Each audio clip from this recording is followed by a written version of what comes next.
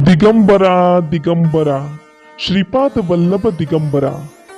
स्वामी वाट चुकलोय, थोडी वाट दाखवाना. वादळात हरलेल्या जहाजाला थोडा काठ दाखवाना. स्वामी अंधार खूप आहे, थोडा प्रकाश दाखवाना. दुःखाच्या पिंजरात कैद मनाला मोकळं आकाश दाखवाना. स्वामी रण खूप मोठं आहे, थोडा धीर द्याना. जगाच्या युद्धात सर्वांना हरवेल असं एक तीर द्याना. स्वामी तहान खूप लागलीये, थोडं नाव घेण्याची शक्ती द्याना. जीवन जगतानाही तुमचं नाव आठवावं इतकी भक्ती द्याना. स्वामी मी मागत राहीन, तुम्ही देत राहाल, पण शेवटचं एक वचन द्याना. तुम्ही कधीही सोडणार नाही या बालकाची साथ, कधीही नाही काढणार या डोक्यावरचा हात, एवढं मात्र वचन द्या. मित्रांनो, स्वामी तुम्हाला सांगू इच्छित आहे, माझ्या बाळा, कृपया हा संदेश शेवटपर्यंत ऐक. हा माझा आदेश आहे, कारण या संदेशामध्ये तुझे जीवन बदलण्याची शक्ती आहे. आपल्या हातून जेव्हा चांगले काम होतात तेव्हा समजून जा की ही किमया स्वामींची आहे. इतरांना झालेला त्रास पाहून आपल्याला जर त्रास होत असला तर समजून जा आपलं मन स्वामीमय होत आहे. जीवनात सुख दुःख येणारच, पण सुख आल्यावर स्वामींना विसरू नका आणि दुःख आल्यावर मुखातून स्वामी नाम सोडू नका. मग बघा सुखाची पुरणपोळी आणि दुःखाची होळी कशी होते ती.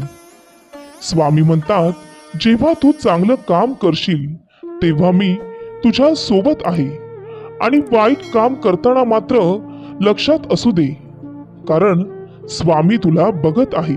सर्वात मोठी स्वामी सेवा म्हणजे दुःखात असणाऱ्याला स्वामी मार्ग दाखवणे. कारण त्याने एकदा का स्वामी महाराजांना मानलं की त्याच्या पुढच्या संपूर्ण आयुष्याची जबाबदारी स्वामी महाराज घेतात. आणि तो जेव्हा जेव्हा दुःखातून बाहेर पडतो तेव्हा त्याच्याही न कळत त्याचा आत्मा तुम्हाला आशीर्वाद देऊन जातो, आणि तोच तुमच्या पुढच्या आयुष्यातील तुमची संपत्ती, तुमचं पुण्य ठरतो. त्यामुळे मित्रांनो, हा संदेश तुमच्या प्रियजनांना शेअर करायला विसरू नका, कारण तुमच्या एका शेअरने कुणाचे तरी हरलेले मन जागृत होण्यास मदत होईल, आणि नकळत तुम्ही पुण्याचे भागीदार ठराल. म्हणून हा संदेश नक्कीच शेअर करा. स्वामी म्हणतात, मी सर्वत्र आहे, मी चराचरात व्यापून आहे. मी वारा आहे, मी पाणी आहे, आकाशही मीच आहे. पक्षाच्या कंठातून निघालेले शीळही मीच आहे. गाणगापुरातही मीच आहे, ध्रुवावर, कैलासावर आणि गरुडावरही मीच आहे. मी कुठेही गेलेलो नाही, मी सदैव तुझ्या पाठीशी आहे. का रे, काय पाहतोस माझ्याकडे? माझा हा निवांत क्षण नसून तुझ्या कर्मावर मी नजर स्थिरावून आहे. माझ्याकडे तू आशेने जरूर पहा, परंतु लक्षात असू दे, मला चित्रात फोटोत पाहण्यापेक्षा भविष्यातील कर्माचा विचार करताना पहा, आणि वर्तमानात असताना नामात राहा.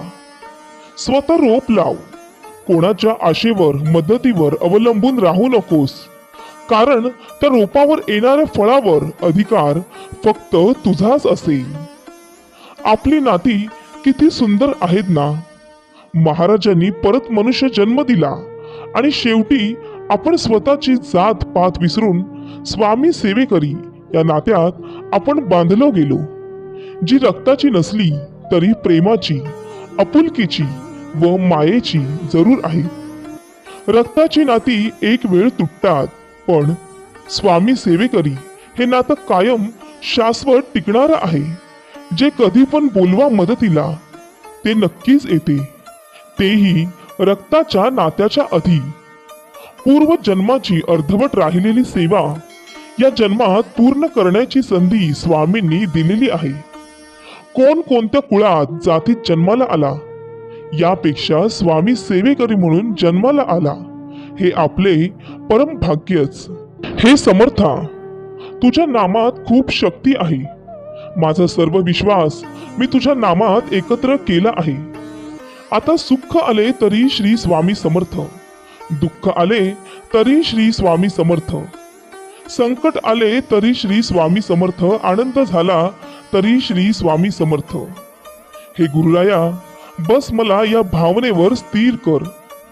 तू माझा गुरु आहेस, आई आहेस, पिता आहेस. मला मार्गदर्शन दे, प्रेरणा दे. मित्रांनो, चांगले होणार हे मनात धरून चला. बाकीचे स्वामी पाहून घेतील हा विश्वास मनात असला की येणारा प्रत्येक क्षण आत्मविश्वासाचा आणि सकारात्मकतेचा असेल. स्वामी म्हणतात, निश्चिंत रहा, मी तुझ्या पाठीशी आहे. मित्रांनो, स्वामी सेवेत श्री स्वामी समर्थ आपली भरपूर परीक्षा घेतात. ते आपला संयम बघत असतात, आपल्याला भरपूर अडचणी व संकटेही निर्माण करतात. बऱ्याच वेळा प्रारब्धामुळे आपली सेवा ही खंडित होते. बरेच सेवेकरी कंटाळून स्वामी सेवा सोडतात, पण ते चुकीचे आहे. आपण का विसरून जातो, हे संकट कितीही मोठे असले तरी त्या संकटाहूनही मोठे आपले स्वामी आहेत. म्हणून कधीही न डगमग स्वामी सेवेत चालत राहावे. कारण स्वामींनी एकदा आपल्याला जर हात दिला तर ते कधीच सोडत नाही. नेहमीच ते आपल्या पाठीशी उभे असतात आणि येणाऱ्या संकटांची तीव्रता कमी करतात व नंतर आपल्या ओंजळीत इतकं सुख देतात की त्या सुखाची आपण कधी कल्पनाही केलेली नसते. स्वामींना जेव्हा आपण तळमळीची प्रार्थना करतो त्या क्षणी स्वामी आपली प्रार्थना ऐकतात आणि त्यांच्या दिव्य नियोजनानुसार सारे ब्रह्मांड कामाला लागते. मग जे जे घडते आहे ती स्वामी इच्छा म्हणून स्वीकार करायची आहे. आपली टीका करणारा असेल वा स्तुती करणारा असेल तर प्रत्येक व्यक्तीला स्वामींनीच पाठवलेले आहे म्हणून धन्यवाद द्यायचे आहे. त्याच्याद्वारे जे शिकवले जात आहे ते शिकायचे आहे. स्वामी संकेत प्रमाणे आपले कर्म करत राहायचे आहे.